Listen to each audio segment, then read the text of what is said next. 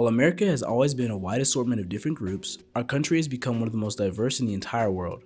Through this diversity, we have hundreds of different cultures, ideals, beliefs, and backgrounds spread throughout a vast landscape. With so much racial and cultural diversity so prevalent around the country, you would expect our media would be able to accurately portray the countless experiences and lifestyles that our country holds, right? Right?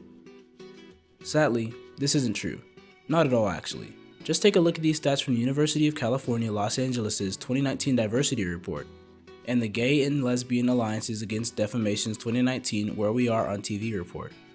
There's a staggering difference between how minorities, women, and members of the LGBTQ+ community are represented compared to their white peers.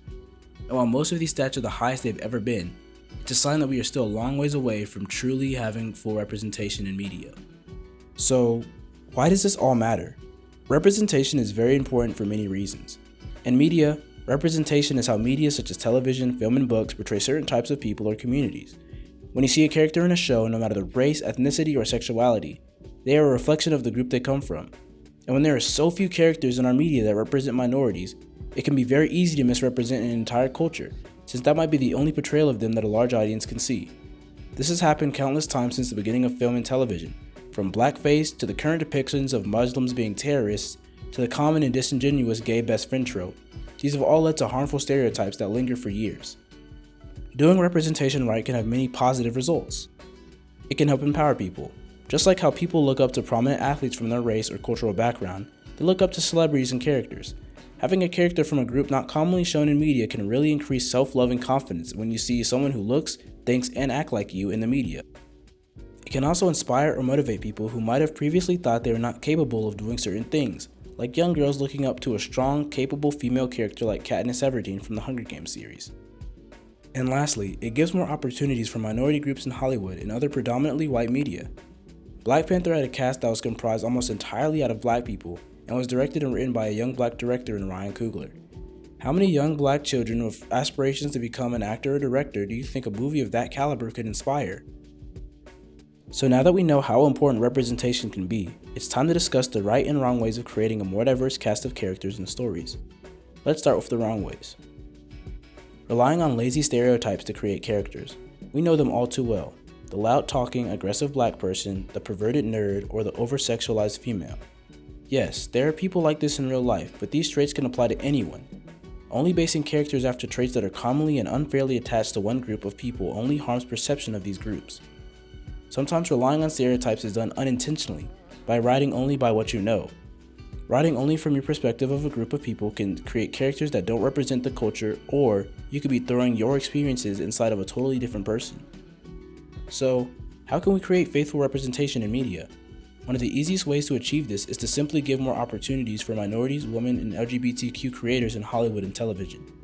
But since that solution is more of a systemic issue than something we can fix right now, I can tell you more about what you can do. First things first is research, research, research. As I said before, when creating a character that's not from your culture or background, it is very important not to rely on your knowledge.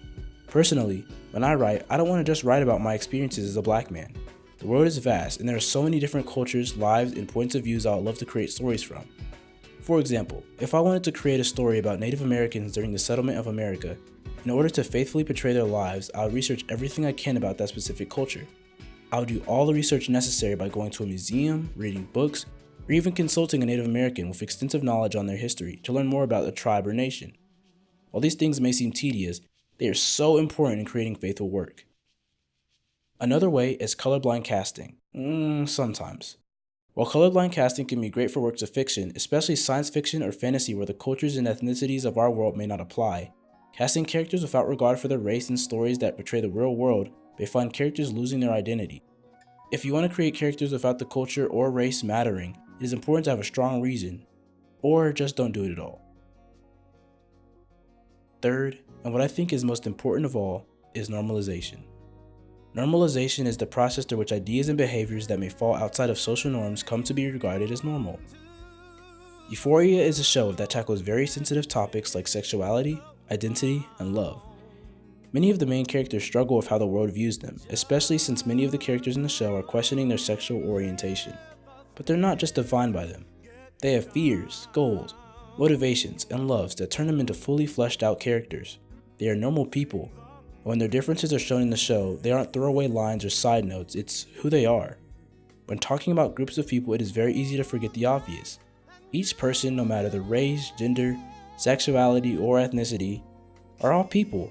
When creating diverse characters, it's important to focus on the character instead of merely the type of character they are. Creating multiple diverse characters as people instead of a group helps them become commonplace. Diversity is a great thing, and race and culture and sexual orientation are all very important factors in character. But it becomes a problem when that diversity turns into the only thing. How can we normalize a group of people if they're only treated as an exception?